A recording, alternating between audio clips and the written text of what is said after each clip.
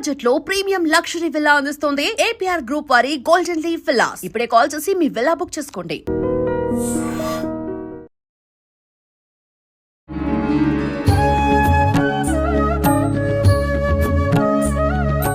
నమస్కారం, welcome to I dream. ధర్మ మార్గం విత్ విజిత కార్యక్రమానికి స్వాగతం. ప్రస్తుతం మనతో పాటు ఉన్నారు శ్రీ విద్యా ఉపాసకులు గీతా కుమార్ గారు. ఇప్పుడు వారితో మాట్లాడదాం.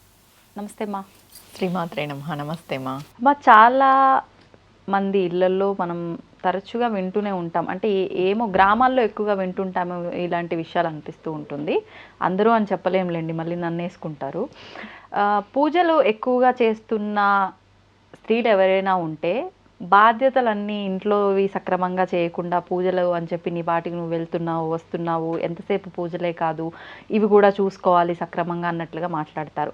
ఒకవేళ నిజంగా ఆ బాధ్యతలు నిర్వర్తించక ఇట్లా చేసే వాళ్ళ విషయంలో అయితే వర్తిస్తుంది, కానీ ఏదో అనాలి కాబట్టి అనాలి అన్నట్లుగా అనేవాళ్ళు కూడా ఉన్నారు. అంటే ఇటు మీరు దైవారాధన చేయకపోయినా కూడా ఇంట్లో పిల్లలు, హస్బెండ్, అత్తమామలు ఇవన్నీ కరెక్ట్గా చూసుకున్నా అంతే మీకు సేవ చేసుకున్న పుణ్యం ఉంటుంది. కాబట్టి ఇల్లాలిగా మీది ఇదే ధర్మము, అది చేయకపోయినా పర్లేదు అన్నట్టుగా మాట్లాడుతూ ఉంటారు.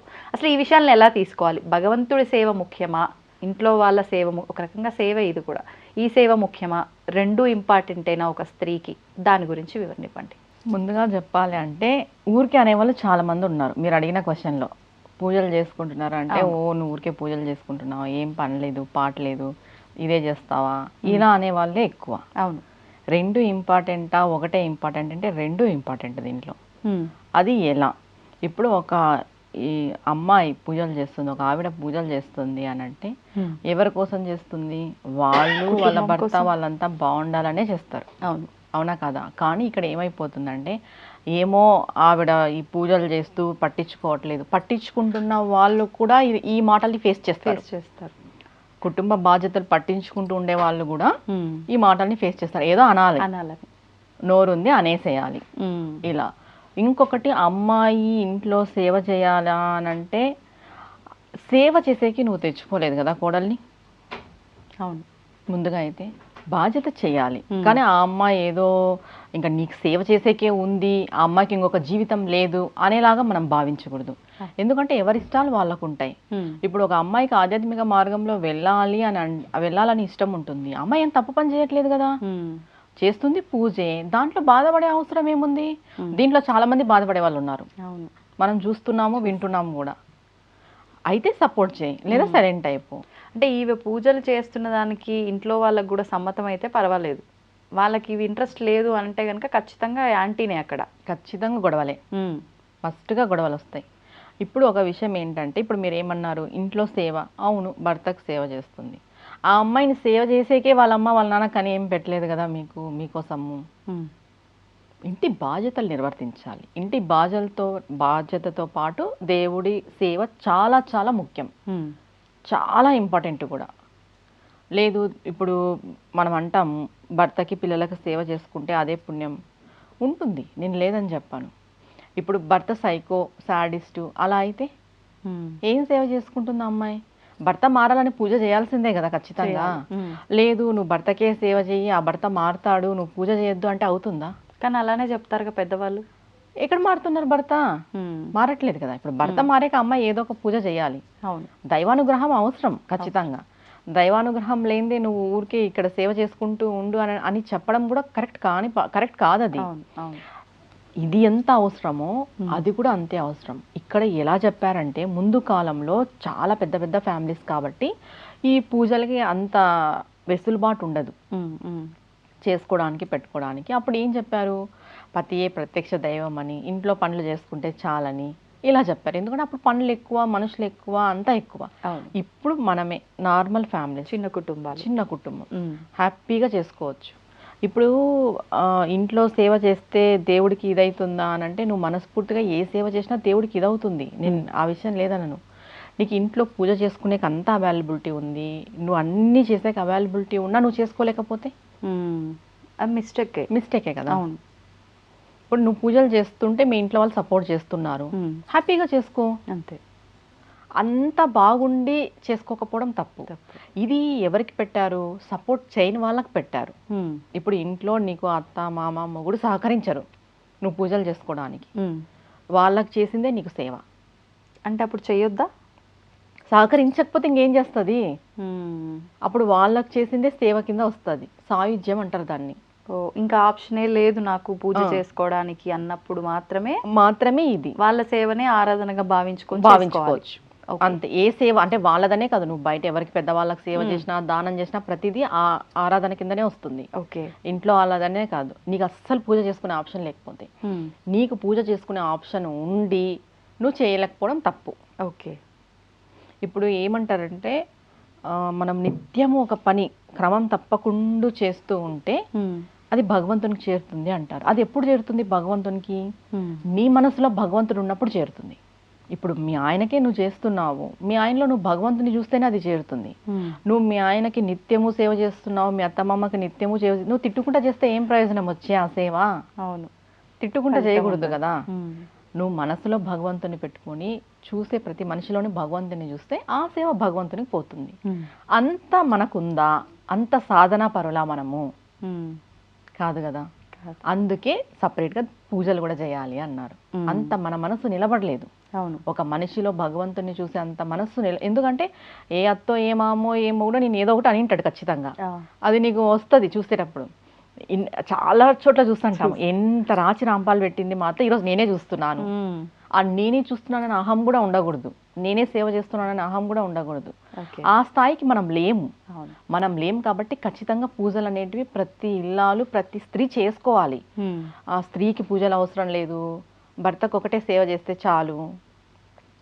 సరే, ఈ జన్మలో ఈ భర్త నీకు రాస్తున్నాడు, నువ్వు కొంచెం పుణ్యము పురుషార్థం సంపాదించుకోవాలి కదా నెక్స్ట్ జన్మకి. అవునా కదా. కొంచెం ఆధ్యాత్మిక జ్ఞానం సంపాదించుకోవాలి. ఆధ్యాత్మిక జ్ఞానం సంపాదించుకోవాలన్నా నువ్వు ఏదో ఒక ఆధ్యాత్మిక మార్గంలోకి వస్తేనే చేయగలవు. కానీ మీరు అన్నట్టుగా ఇందాక అంటే భగవంతుడి రూపాన్ని ఇక్కడ చూసుకోమన్నారు కదా, ఒక రకంగా ఈ సేవ మనం చేస్తున్నది ఫిజికల్గా ఒక అంటే మనలాగా ఉన్న సామాన్యుడికి అయినా మనం భావించేది భగవంతుడిలా కదా, అది ఆ పుణ్యం మన కోసం అవ్వదా? అవుతుంది. నువ్వు చూడాలి కదా. అట్లా ఏ మొగుడు నేను ఏదో ఒక రోజు తిట్టింటాడు, నీ హస్బెండ్ నిన్ను తిట్టింటాడు, నిన్ను కొట్టింటాడు, నువ్వు మరుసటి రోజు భగవంతుడి లాగా చేస్తావా? ఏదో చేయాలని చేస్తావా? అంతే, తప్పదు కాబట్టి చేస్తావు. ఏమి అన్నా ఏం చేసినా నువ్వు భగవంతుడి లాగా అయితే నువ్వు చేయవు కదా. ఏదో ఎందుకు మనం మానవులమా, ఈర్ష, ద్వేషం, కోపం, స్వార్థం ఇవి సహజంగా ఉంటాయి. అవును. అలాంటప్పుడు నిత్యము నువ్వు చేసింది భగవంతుని సేవ కాదు, నువ్వు తాత్కాలికమైన సేవే చేస్తున్నావు. అవును. ఇప్పుడు అత్తమామలకి సేవ చేస్తుంటారు, తిడుతూ చేస్తుంటారు చాలా మంది. అది భగవంతునికి ఎలా చేస్తుంది? భారంగా చేస్తారు. అది భగవంతునికి ఎలా చేరుతుంది? నువ్వు తిడుతూ చేసే సేవ నీకు ఇంకా పాపాన్నే ఇస్తుంది. నువ్వు చేయకపోయినా పర్వాలేదు అది అలాంటిది. అవునా కదా. అవును. నువ్వు ఒక మనిషిని ఏమి అనుకోకున్నట్టు ఊరికే ఉన్నా ఇబ్బంది లేదు. నువ్వు అన్ని అనేసి చేసేది ఏం ప్రయోజనం వస్తుంది? అలా ఆ స్థాయికి మనం లేము కాబట్టి పూజలు కూడా అవసరం. మనసు పెట్టి భగవంతుని మాత్రమే మనం పూజిస్తాం. మనుషుల్లో ప్రతిరోజు భగవంతుని చూసేంత గుణానికి మనం ఎదగలేదు. ఒప్పుకుంటారా? ఒప్పుకోరా? నిజం, వాస్తవమైన విషయం ఇది. ప్రతిరోజు నువ్వు తిరిగే వ్యక్తిలో ఏదో ఒక రోజు నీకు ఏదో ఒకటి నీకు తగులుతుంది, తెలుస్తాయి. లోపం అనేది కనిపిస్తుంది మనిషిలో. నువ్వు లోపాన్ని ఎత్తుకుతావు ఖచ్చితంగా. ఏ లోపము ఎత్తుక్కోకున్నట్టు నువ్వు జీవించు, నువ్వు మనిషి జన్మనే ఎత్తావు. అవునా కాదు. అవునవును. అట్లా ఆ స్థాయికి మనం లేం కాబట్టి మనకి పూజలు, వ్రతాలు, నోములు ఖచ్చితంగా చేసుకోవాలనే పెట్టిండేది కూడా ఆడవాళ్ళకి. ఊరికే భర్త సేవ చేసుకొని అత్తమామ సేవ చేసుకుంటే ఏదో అయిపోతుంది, ఇవన్నీ అవసరం లేదని కాదు, అన్నీ అవసరమే. భగవంతుడు ఇది చేసుకోమని పెట్టాడు అని అంటే అది ఖచ్చితంగా మనం చేయాలి. అవునా కదా. అవును. ఇప్పుడు పుణ్యం పురుషార్థం అంటారు, మనం చేసే ప్రతి పనిని బట్టే పుణ్యం పురుషార్థం. పుణ్యము అని అంటే ఒక రకంగా మనం చేసే మంచిని బట్టి మన నెక్స్ట్ అనుభవించేది బాగుంటుంది అనేది ఒక క్లారిటీ. అది పురుషార్థము అంటే ఏంటి?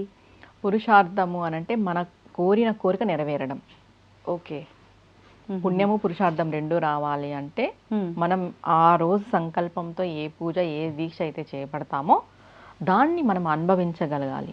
ఇప్పుడు మనం మాట్లాడిన ఈ రెండు విధానాల్లో ఏ విధానం ఆచరించినా అంటే నిజంగా మనస్సు పెట్టి భక్తితో ఈ పుణ్యం పురుషార్థం రెండు దక్కుతాయా? మరి నిజంగా చెప్పాలంటే నువ్వు భగవంతుని సేవ మాధవ సేవ అంటాం కదా, మాధవ సేవే మానవ సేవ అంటాం. నువ్వు మానవుడికి సేవ చెయ్యి, నిస్వార్థంగా చెయ్యి, ఏ కల్మషం లేకున్నట్టు చెయ్యి, మంచి మనసు పెట్టుకొని చెయ్యి, ఏది రిటర్న్ ఆశించకుండా చెయ్యి. ఈ 4 లేకున్నట్లు చేయగలరా? ఈ 4 లేకున్నట్టు నువ్వు చేస్తున్నావంటే నీకు భగవంతుని సేవ అవసరం లేదు. నువ్వు ఉన్న చోటే పుణ్యక్షేత్రం, నువ్వు ఉన్నదే పుణ్యతీర్థం. కానీ ఈ 4 లేకున్నట్టు కలియుగంలో ఎవరు లేరు. ఒకటి మనం చేస్తున్నామంటే ఒకటి ఏదో ఒక ఎక్స్పెక్టేషన్ ఉంటుంది, ఖచ్చితంగా అవసరం, ఏదో కావాలి, ఏదో ఆశిస్తాం. అది లేదు అని చెప్పే వాళ్ళైతే ఇప్పట్లో లేరు. ఆల్మోస్ట్ 100కి 89% లేరు. ఓకే, అవునా కదా? అవును అవును. ఏదో 10% ఉండొచ్చు, చెప్పలేము. అంత నిస్వార్థమైన సేవ మనం చెయ్యలేం కాబట్టే భగవంతుని సేవ చేసుకోమని చెప్పారు. Okay okay. అక్కడన్నా మనసు పెడతాము. కొన్ని సందర్భాల్లో బంధాల్లోనే చిక్కుకొని ఉండిపోకు, అవే అనుకొని అక్కడితోటే ఆగిపోకు, వాటిని దాటి వస్తేనే అనేది కూడా కొన్ని విషయాలు చెప్తూ ఉంటారు. భగవంతుని చేరుకుంటావు, మోక్షం పొందుతావు అని. మరి ఇప్పుడు వీళ్ళకి సేవ చేస్తున్నప్పుడు భగవంతుడిగా భావించి చేయటము ఇదంతా చేసినా ఒక రకంగా మన మనసుకు మనం అలా నచ్చజెప్పుకుంటాం, కానీ నిజంగా చేస్తుంది మానవులకే కదా, మనలాంటి ఒక పర్సన్కే. అంటే ఇప్పుడు మనతో వాళ్ళ ఒక రిలేషన్లో ఉండొచ్చు, అది ఎలా భగవంతుణ్ణి చేరుకునే అవకాశాన్ని ఇస్తుందంటారు? అంటే నువ్వు ఆయనలో భగవంతుడిని చూస్తున్నావు కదమ్మా, ఇంకా నువ్వు మానవుడు అనేది, మనిషి అనేది మర్చిపోవాలి. ఈయనలో నేను దేవుణ్ణి చూస్తున్నాను, ఆ గుణం నీలో రావాలి. ఆ గుణం నీలో రావాలంటే అతనిలో ఉన్న తప్పులు, లోపాలు అన్నీ నువ్వు యాక్సెప్ట్ చేయాలి. అలా యాక్సెప్ట్ చేయగలిగే వాళ్ళు ఎంతమంది ఉన్నారు చెప్పు? అసలు ఆయనలో నువ్వు 1% కాదు, 0% కూడా నువ్వు నెగిటివ్ చూడకూడదు, తప్పు చూడకూడదు, మిస్టేక్ చూడకూడదు. అంత ఓవరాల్గా ఫుల్ఫిల్గా నువ్వు ఆయన్ని స్వీకరించాలి భగవంతుడిలాగా. అలా నువ్వు చేయగలవా? అలా నువ్వు చేయనప్పుడు ఖచ్చితంగా మన శాస్త్రంలో చెప్పిన పూజలు, వ్రతాలు, నోములు కూడా చేసుకోవాల్సిందే. ఓకే, అది. ఓకే అమ్మా, చాలా చక్కటి వివరణ. నమస్తే అమ్మా. And for more videos, Please subscribe to iDream. Please subscribe to iDream. Please subscribe iDream. And please subscribe to iDream. For more videos, subscribe to iDream. please like, share and subscribe to the channel. Congratulations, iDream. Subscribe to iDream. Subscribe to iDream. So subscribe to iDream Media. iDream team అందరికి huge congratulations. Please subscribe iDream Media. Please subscribe to iDream. Subscribe iDream. Please subscribe to iDream. iDream అంటే నా కళల ఛానల్ను subscribe చేసుకున్న నోరు తిరుగుతలేదు, మీరైతే గంట గుర్తు కొట్టండి. For more such videos, please subscribe to iDream. Subscribe to iDream. Please subscribe to iDream. Please subscribe iDream Media. Please do subscribe to iDream. Please subscribe to iDream Media. For best entertainment and information, please subscribe iDream. And don't forget to subscribe to iDream.